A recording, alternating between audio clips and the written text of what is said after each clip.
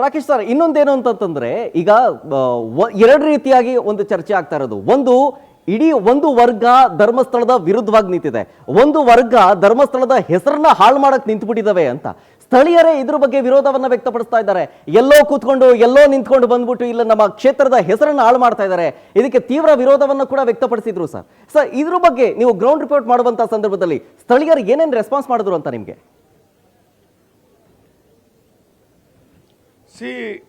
ಶರತ್ ಅವರೇ, ಸ್ಥಳೀಯರಾಗ್ಲಿ, ಇಲ್ಲಿ ಭಕ್ತಾದಿಗಳಾಗ್ಲಿ, ಮಂಜುನಾಥನ ಬಗ್ಗೆ ಆಗಲಿ, ಕಾವಂದರ ಬಗ್ಗೆ ಆಗಲಿ, ಅಥವಾ ಧರ್ಮಸ್ಥಳದ ಇತಿಹಾಸದ ಬಗ್ಗೆ ಆಗಲಿ ಯಾರಿಗೂ ಕಿಂಚಿತ್ತೂ ಡೌಟ್ ಇಲ್ಲ, ಯಾರಿಗೂ ಅದರ ಮೇಲೆ ಆಕ್ಷೇಪಣೆಗಳು ಇಲ್ಲ. ಇದು ಒಂದು ಗುಂಪುಗಳು ಮಾತ್ರ, ಇದು ಕಮ್ಯುನಿಸ್ಟ್ಗಳು ಮತ್ತು ಅನ್ನ ಧರ್ಮದವರು ಕೂಡ್ಕೊಂಡು ಯಾರು ದೇವರನ್ನು ನಂಬಲ್ಲ, ಹಿಂದೂ ಧರ್ಮವನ್ನು ಒಡಿಲಿಕ್ಕಾಗಿ, ಹಿಂದೂ ಧರ್ಮವನ್ನು ಇಬ್ಬಾಗ ಮಾಡಲಿಕ್ಕಾಗಿ. ನೀವು ನೋಡಿದ್ರೆ ನಮ್ಮ ಇಡೀ ಪ್ರದೇಶದಲ್ಲಿ, ಕರ್ನಾಟಕದಲ್ಲಿ ನೀವು ನೋಡಿದ್ರೆ ಮಂಜುನಾಥ ಮತ್ತೆ ಅಣ್ಣಪ್ಪ ಎಂದರೆ ಹಿಂದೂ ಧರ್ಮದ ಮೂಲ ನಂಬಿಕೆಯಾಗಿ ಉಳಿದಂತಹ ಈ ದೇವಸ್ಥಾನಕ್ಕೆ ನಂಬಿಕೆಗೆ ಪೆಟ್ಟು ಕೊಟ್ರೆ ಇದು ಹಿಂದೂ ಧರ್ಮವನ್ನು ಅಳಿಸಿದಾಗೆ ಅನ್ನುವ ಏನು ಒಂದು ಭ್ರಮೆ ಇದೆಯಲ್ಲ, ಅದನ್ನು ಇಟ್ಕೊಂಡು ಈ ಒಂದು ನೀವು ನೋಡಿದ್ರಿ, ಯಾವುದೇ ಒಂದು ಅಣ್ಣಪ್ಪನ ಮಂಜುನಾಥನ ಹೆಸರನ್ನು ಹಿಡಿದ್ರು ಕೂಡ ಜನಗಳು ಹೆದರ್ತಾ ಇದ್ರು, ತಪ್ಪು ಮಾಡ್ಲಿಕ್ಕೂ ಹೆದರ್ತಾ ಇದ್ರು. ಕೌಟುಂಬಿಕ ನ್ಯಾಯಗಳು ಇಲ್ಲಿ ಬಂದು ನ್ಯಾಯ ಪಡಿತಾ ಇದ್ದವು. ಕಾವಂದರ ಎದುರುಗಡೆ ನಿಂತುಕೊಂಡು ನಮ್ದು ತಪ್ಪಾಯ್ತು ಸ್ವಾಮಿ ಅಂತ ತಪ್ಪು ಕಾಣಿಕಾಗಿದ್ರೆ ಇಲ್ಲಿ ಪರಿಹಾರ ಆಗ್ತಾ ಇತ್ತು. ಯಾವುದೇ ಕೋರ್ಟ್ಗಳು ಪರಿಹರಿಸಿದಂತಹ ವ್ಯಾಜ್ಯಗಳು, ನ್ಯಾಯಗಳು ಇಲ್ಲಿ ಕೊಡ್ತಾ ಇದ್ರು. ಇಲ್ಲಿ ಮಂಜುನಾಥ ಅಣ್ಣಪ್ಪ ನ್ಯಾಯ ಕೊಡ್ತಾನೆ ಅನ್ನುವ ಪ್ರತೀತಿ ಇತ್ತು. ಅದು ಮಾತ್ರ ಅಲ್ಲ ನೋಡಿ, ಈ ನಂಬಿಕೆಗಳು ಎಲ್ಲಿಯವರೆಗೆ ಇತ್ತು ಅಂದ್ರೆ ರಾಜ್ಯದ ಮುಖ್ಯಮಂತ್ರಿಗಳೇ ಬಂದು ಇಲ್ಲಿ ಆಣೆ ಪ್ರಮಾಣ ಮಾಡುವಷ್ಟು ರೀತಿಯ ಒಂದು ನಂಬಿಕೆ ಇತ್ತು.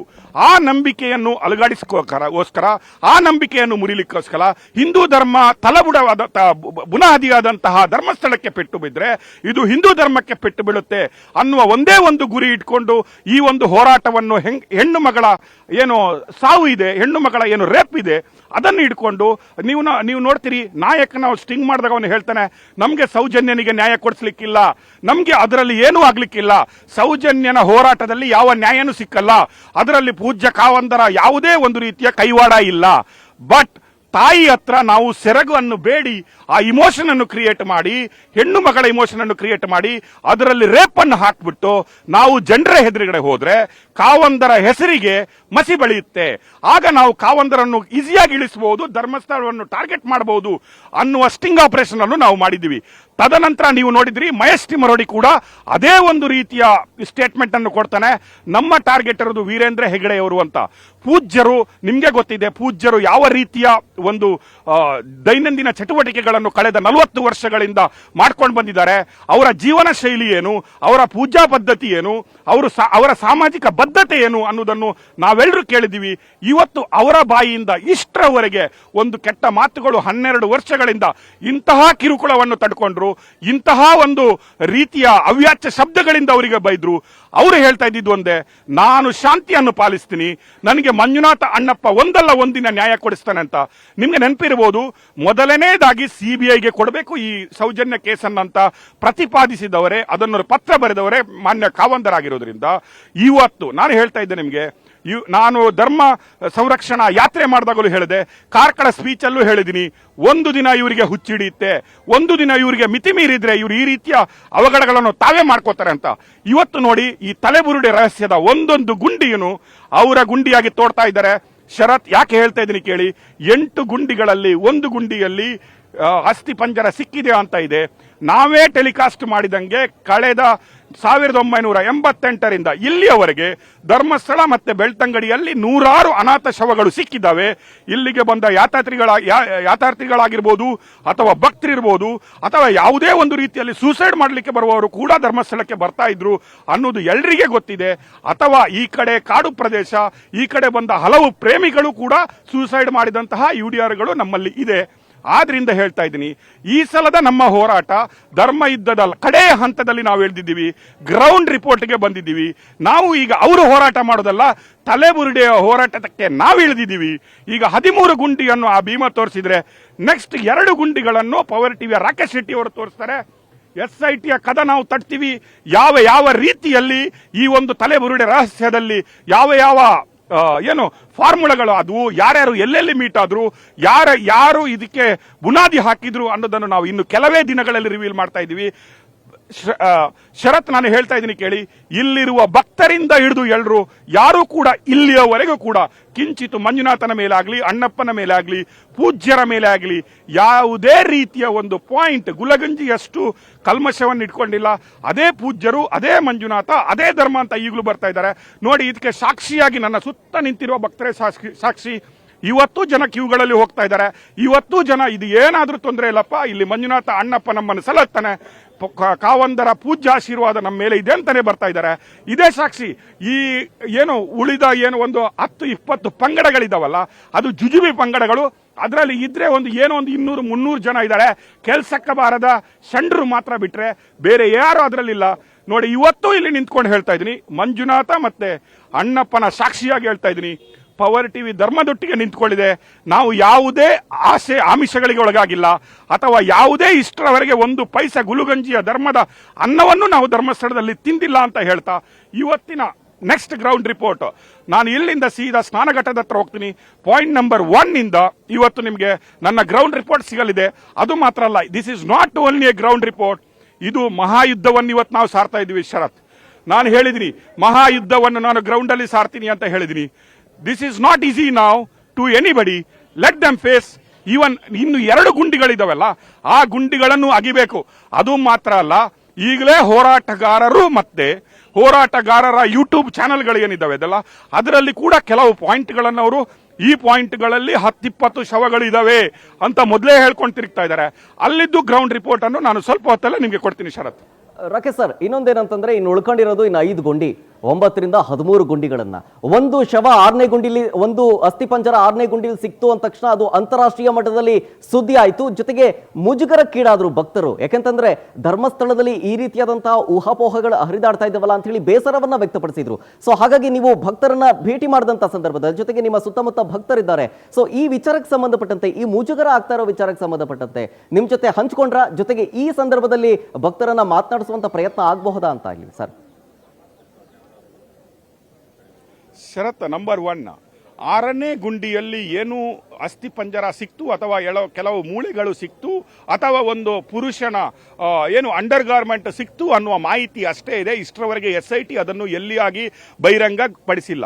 But as per our report 1ರಿಂದ 6ರವರೆಗೆ 5ರವರೆಗೆ ಯಾವುದೂ ಸಿಕ್ಕಿಲ್ಲ. ಪುನಃ 7 ಮತ್ತು 8ರಲ್ಲಿ ಯಾವುದೂ ಸಿಕ್ಕಿಲ್ಲ. That is very clear. But ಈಗ ನೀವೇ ಹೇಳಿದಂಗೆ 6ರಲ್ಲಿ ಸಿಕ್ಕಿದೆ, ಆದರೂ ಕೂಡ ಅದು ಯಾವುದೇ ರೇಪಿಸ್ಟ್ ಅಥವಾ ಮರ್ಡರ್ ಮಾಡಿದ್ದು ಅಲ್ಲ ಅಂತ ನಾವು ಅದರ ಮೊದಲ ಎಪಿಸೋಡ್ ಅಲ್ಲೇ ತೋರಿಸಿದ್ದೀವಿ. ಯಾಕಂದ್ರೆ ಆ ಜಾಗಗಳಲ್ಲಿ ಯಾವ ರೀತಿಯ ಹೆಣಗಳನ್ನು ಹೂಡಲಾಗಿತ್ತು, ಅದು ಎಲ್ಲ ಬೆಳ್ತಂಗಡಿಯ ಪೊಲೀಸ್ ಸ್ಟೇಷನ್ ಅಲ್ಲಿ UDR ಆಗಿತ್ತು. UDR ಆದ್ಮೇಲೆ ಅದನ್ನು ಪ್ರೊಸೀಜರ್ ಪ್ರಕಾರ ಅದನ್ನು ಬೆಳ್ತಂಗಡಿಯ ಗವರ್ಮೆಂಟ್ ಹಾಸ್ಪಿಟಲ್ ಇದೆ ಅಲ್ಲಿಗೆ ಸಾಗಿಸಲಾಗಿತ್ತು. ಅದರ ಮೇಲೆ ಅದನ್ನು ಧರ್ಮಸ್ಥಳದ ಪಂಚಾಯಿತಿಗೆ ಕೊಡಲಾಗ್ತಾ ಇತ್ತು ಅನ್ನುವ ಇದಿದೆ. ಅದು ಎಲ್ಲೆಲ್ಲಿ ಹೂತಿದ್ದಾರೆ ಅನ್ನೋದಕ್ಕೆ UDR ರಿಪೋರ್ಟ್ ಅದು ಪೊಲೀಸರವರು ಕೊಡಬೇಕು. ನಮಗೆ ಯಾವ ಶಾಕು ಇಲ್ಲ. ಈವನ್ ಇನ್ನೊಂದು 50 ಹೆಣನು 50 ಅಸ್ಥಿ ಪಂಜರಗಳು ಸಿಕ್ಕಿದ್ರು ಅದಕ್ಕೆ ಈವನ್ ಪರ್ಫೆಕ್ಟ್ ರೆಕಾರ್ಡ್ಗಳು ಧರ್ಮಸ್ಥಳದ ಪೊಲೀಸ್ ಸ್ಟೇಷನ್ ಮತ್ತೆ ಪಂಚಾಯಿತಿಯಲ್ಲಿ ಇದೆ. ಇದು ನಾನು ಹೇಳ್ತೀನಲ್ವಾ, ಅನ್ಯ ಧರ್ಮೀಯ ಸಮೀರನ್ನು ಹಿಡ್ಕೊಂಡ್ಬಿಟ್ಟು ಯಾವಾಗ ಒಂದು ಯೂಟ್ಯೂಬ್ ಅಲ್ಲಿ ಎಗಳನ್ನು ಹಾಕಿ ಅದಕ್ಕೆ ಒಂದು ಫ್ಲೇಮ್ ಕೊಡಲಾಯಿತು, ಅದರಲ್ಲಿ ಫೇಲ್ ಆದ ನಂತರ ಅದಕ್ಕೆ ಒಂದು ಫೇಕ್ ವ್ಯೂವರ್ಸ್ಗಳನ್ನು ಕ್ರಿಯೇಟ್ ಮಾಡಿ 1 ಕೋಟಿ ವ್ಯೂ ಆಯ್ತಂತ ಹೇಳುವ ಒಂದು ಪ್ರಯತ್ನವನ್ನು ಮಾಡಲಾಯಿತು. ಅದು ಫೇಲ್ ಆದಾಗ ಈ ತಲೆಬುರುಡೆ ರಹಸ್ಯ ಉಟ್ಕೊಂಡಿದ್ದು. ಇವರೆಲ್ಲ ಅಷ್ಟು ಈಸಿಯಾಗಿ ತಿಳ್ಕೊಂಡಿಲ್ಲ. ವಿ ಹ್ಯಾವ್ ಟು ಥ್ಯಾಂಕ್ ದಕ್ಷಿಣ ಕನ್ನಡದ SP ಆದಂತ ಅರುಣ್ ಅವರಿಗೆ. ಯಾಕಂದ್ರೆ ಇದು ಖಾಲಿ ಪಬ್ಲಿಸಿಟಿಗೆ ಮಾಡ್ಕೊಂಡ್ಬಿಟ್ಟಿದ್ರು. ಇದು ಪಬ್ಲಿಸಿಟಿಯನ್ನು ಕ್ರಿಯೇಟ್ ಮಾಡಿ ಒಂದು ಹಂಗಾಮ ಮಾಡಿ ಮಹೇಶ್ ತಿಮರೋಡಿ ಕಟ್ಟುವಂತಹ ಪ್ಯಾರಲಲ್ ಧರ್ಮಸ್ಥಳ ಅಂತ ಏನು ಹೇಳ್ತೀವಿ ನೋಡಿ, ಅಲ್ಲಿ ಒಂದು ಧರ್ಮಸ್ಥಳದ ರೀತಿಯಲ್ಲೇ ದೇವಸ್ಥಾನವನ್ನು ಕಟ್ಟಿ ಧರ್ಮಸ್ಥಳದ ಅಣ್ಣಪ್ಪನ ಮತ್ತೆ ಮಂಜುನಾಥನ ಮೇಲೆ ಇರುವ ನಂಬಿಕೆಯನ್ನು ಕೆಡವಿ ವೀರೇಂದ್ರ ಹೆಗಡೆಯವರ ಮೇಲೆ ಇರುವಂತಹ ಪೂಜ್ಯ ಭಾವನೆಯನ್ನು ಕಳೆದು ಹಾಕಿ ತಾನು ನೆಕ್ಸ್ಟ್ ಪೀಠಾಧಿಪತಿ ಧರ್ಮಸ್ಥಳಕ್ಕೆ ಪರ್ಯಾಯವಾಗಿ ನಾನು ಒಂದು ಪೀಠವನ್ನು ಕಟ್ತಾ ಇದ್ದೀನಿ. ಅಲ್ಲಿ ನಾನು ಈಗಾಗಲೇ ಚಪ್ಪಲಿ ಹಾಕೋದು ಬಿಟ್ಬಿಟ್ಟಿದ್ದೀನಿ. ಬಟ್ ನಿಮಗೆ ಗೊತ್ತಿದೆ ಅವನ ಕಾಲಲ್ಲಿ ಚಪ್ಪಲಿ ಇಲ್ಲ, ಬಟ್ ನಾಲಿಗೆನೆ ಚಪ್ಪಲಿ ಮಾಡಿಕೊಂಡು ತಿರುಗ್ತಾ ಇರುವಂತಹ ಮಹೇಶ್ ತಿಮರೋಡಿ, ನಾನು ಕಾವಂದರಿಗೆ ಸರಿಸಮಾನವಾಗಿ ಒಂದು ಪೀಠವನ್ನು ಕಟ್ತೀನಿ, ಅಲ್ಲಿ ನಾನು ಪೀಠಾಧಿಪತಿ ಆಗ್ತೀನಿ. ಎಲ್ಲಿ ಧರ್ಮಸ್ಥಳದಿಂದ ಬರುವ 20% ಭಕ್ತರು ಕೂಡ ಧರ್ಮಸ್ಥಳದ ಮೇಲೆ ಬೇಜಾರಾಗಿ ನನ್ನ ಹತ್ರ ಬಂದ್ರೆ ನಾನು ಕೋಟ್ಯಾಧೀಶ್ವರನಾಗ್ತೀನಿ ಅನ್ನುವ ಭಾವನೆ ಇಟ್ಕೊಂಡು ಏನು ಈ ಹೋರಾಟಕ್ಕೆ ಇಳಿದ. ಬಟ್ ಇಲ್ಲಿ SP ಅವರು ಹೇಗ ಅನಾಮಿಕನ ಮೇಲೆ FIR ಮಾಡ್ಕೊಂಡ್ಬಿಟ್ರು, ಅವ್ರು ತಿಳಿದಿರ್ಲಿಲ್ಲ, ಇದು ಖಾಲಿ ಪಬ್ಲಿಸಿಟಿಗೆ ಅಂತ ಮಾಡಿದ್ರು.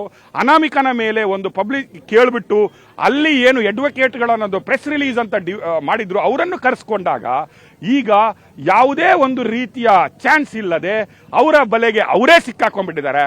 ತಲೆ ಬುರುಡೆ ಈಗ ತಲೆ ಇಲ್ಲದವನನ್ನು ಹುಡುಕ್ಲಿಕ್ಕೆ ಶುರು ಮಾಡಿದ್ದೆ. ನಿನ್ನೆನೆ ನೀವು ಮಟ್ಟಣ್ಣವರ ಕೆಲವು ವಿಡಿಯೋ ತುಣುಕುಗಳನ್ನು ನಾನು ನೋಡಿದ್ದೀನಿ, ಅದರ ಬಗ್ಗೆ ಮುಂದೆ ವಿಶ್ಲೇಷಣೆ ಮಾಡಿದ್ದೀನಿ.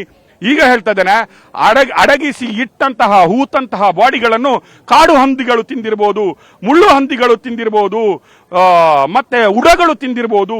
ಕಾಡು ಹಂದಿಗಳ ಪೊದೆಯನ್ನು ಹುಡುಕಿ ಅಲ್ಲಿ ಎಲ್ಲ ಬುರುಡೆಗಳು ಸಿಗಬಹುದು, ಮುಳ್ಳು ಹಂದಿಯ ಗೂಡುಗಳನ್ನು ಹುಡುಕಿ ಅಲ್ಲಿ ಬುರುಡೆಗಳು ಇರಬಹುದು, ಅಥವಾ ಇನ್ನು ಜಿಯೋಗ್ರಫಿಕಲ್ ಆಗಿ ಇನ್ನು ರೇಡಿಯೋ ಆಕ್ಟಿವಿಟಿ ಮೂಲಕ ಒಳಗಡೆ ಇರುವ ಯಾವ್ದು ಹೆಣಗಳನ್ನು ಅದನ್ನು ಅಮೆರಿಕದಿಂದ ತರಿಸಿ ನಮ್ಮಲ್ಲಿ ಏನು ಉಳಿದಿಲ್ಲ ಅಂತ ಟೆಕ್ನಾಲಜಿ, ನಮ್ಮವಳಿಗೆ ಕ್ರಿಮಿನಲ್ ಇನ್ವೆಸ್ಟಿಗೇಷನ್ ಮಾಡ್ಲಿಕ್ಕೆ ಬರಲ್ಲ ಅಂತ ಆ ಶಂಡ ಏನು ಹೇಳ್ತಾ ಇದ್ದಾನೆ. ಇವತ್ತು ನಾನು ಇಲ್ಲಿ ಮಂಜುನಾಥನ ಎದುರುಗಡೆ ನಿಂತ್ಕೊಂಡ್ಬಿಟ್ಟಿದ್ದೀನಿ. ಅವನೇನಾದ್ರೂ ಗಂಡಸೇ ಆಗಿದ್ರೆ, ಅವನೇನಾದ್ರೂ ನಿಜವಾದ ಹೋರಾಟಗಾರನೇ ಆಗಿದ್ರೆ, ಅವನು ಹೇಳೋದ್ರಲ್ಲಿ ಯಾವುದಾದ್ರೂ 0.1% ಸತ್ಯ ಇದ್ರೆ, ಅವನು ನನ್ನನ್ನು ಧರ್ಮಸ್ಥಳ ಮಂಜುನಾಥನ ಎದುರುಗಡೆ ಬಂದು ಅರ್ಧ ಗಂಟೆ ನನ್ನ ಕ್ವಶನ್ಗೆ ಅವನು ರಿಪ್ಲೈ ಮಾಡಿದ್ರೆ, ನಾನು ಅವನ ಕಾಲು ಬುಡಕ್ಕೆ ಇಲ್ಲಿ ಕಾಲು ತೊಳೆದು ಅವನ ನೀರು ಕುಡಿದು ಬಿಡ್ತೀನಿ. ಶರತ್ ಅವರೇ. ಎಸ್ ರಾಕೇಶ್ ಸರ್, ನಿಮ್ಮ ಧರ್ಮ ಯುದ್ಧದ ಭಾಗವಾಗಿ ಗ್ರೌಂಡ್ ರಿಪೋರ್ಟ್ ಮಾಡ್ತಿದ್ದೀರಲ್ಲ, ಇದು ಕಂಟಿನ್ಯೂ ಆಗಲಿ. ನಾನು ನಿಮ್ಮನ್ನ ಮತ್ತೊಮ್ಮೆ 10 ಗಂಟೆಗೆ ನಾನು ನಿಮ್ಮ ಸಂಪರ್ಕವನ್ನ ಪಡ್ಕೊಳ್ತೀನಿ. ಜೊತೆಗೆ ಅಲ್ಲಿ ಏನೇನು ಆಗ್ತಾ ಇದೆ ಅನ್ನುವಂಥ ಇಂಚಿಂಚು ಮಾಹಿತಿಯನ್ನ ನಿಮ್ಮ ಬಳಿ ಪಡ್ಕೊಳ್ತೀನಿ. ವೀಕ್ಷಕರಿಗೆ ತಿಳಿಸೋಣ ಸರ್. ಥ್ಯಾಂಕ್ ಯು ಇಷ್ಟೊತ್ತು ಜಾನ್ ಆಗೋದಕ್ಕೆ ಸರ್. Thank you. ಇಷ್ಟೇ ಅಲ್ಲ, ನಾನು ಗ್ರೌಂಡ್ ರಿಪೋರ್ಟ್ ಮಾಡುವಾಗ ಪ್ರತಿಯೊಬ್ಬನ ಬೈಟ್ಗಳನ್ನು ತಗೊಳ್ತೀನಿ, ಪ್ರತಿಯೊಬ್ಬನ ಭಕ್ತಾದಿಗಳ ಹತ್ರ ನಿಮ್ಮನ್ನು ಮಾತಾಡಿಸ್ತೀನಿ, ಪ್ರತಿಯೊಂದು ಅಂಗಡಿಯವರ ಹತ್ರ ನಿಮ್ಮನ್ನು ಮಾತಾಡಿಸ್ತೀನಿ. ಆ ಪಂಗಡ ಈ ಪಂಗಡ ಇಲ್ಲದೆ ಎಲ್ಲರನ್ನು ನಾನು ನಿಮಗೆ ಮಾತಾಡಿಸ್ತೀನಿ. ಅದಕ್ಕಿಂತ ಮೊದಲು ಭಕ್ತಾದಿಗಳಿಗೊಟ್ಟಿಗೆ ಒಮ್ಮೆ ನಾನು ಹರ್ ಹರ್ ಮಹಾದೇವ್ ಅಂತ ಕೂಗಿ 3 ಸಲ ನಾವು ಧರ್ಮ ಯುದ್ಧಕ್ಕೆ ಈಗ ನಾಂದಿ ಹಾಡ್ತಾ ಇದ್ದೀವಿ. ಇದು ಮಹಾಯುದ್ಧ ಆಗುತ್ತೆ. ಸೌಜನ್ಯನಿಗೆ ನ್ಯಾಯ ಸಿಗುವುದರೊಟ್ಟಿಗೆ ಮಾತ್ರ ಅಲ್ಲ, ಈ ನಕಲಿ ಹೋರಾಟಗಾರರನ್ನು ಜೈಲಿಗಟ್ಟುವ ಮೊದಲ ಹೆಜ್ಜೆ ನಾವು ಈಗ ಇಲ್ಲಿಂದ ಇಡ್ತಾ ಇದ್ದೀವಿ.